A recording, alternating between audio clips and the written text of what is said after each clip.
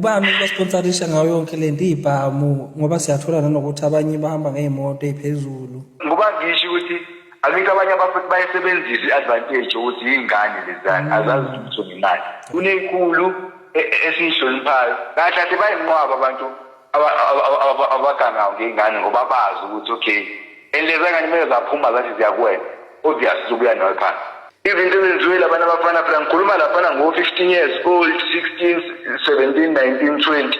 Kukhona yini abakudlayo kuyisidakamizwa noma nje lento lena bayenza bephila saka? Hayi idakamizwa bayazidla abanye-ke badla ontashi abanye babhema ongidi kodwa nje bakhona abaya ngegazi ayazi ukuthi umuntu okay noma ngiya ngegazi ngoshaya 3 namhlanje lapho ngithole leyo mali hambe ekhaya ngifaya 5. Uma uthi uzoshaya 3 usho yini ikhanda lomuntu? Abande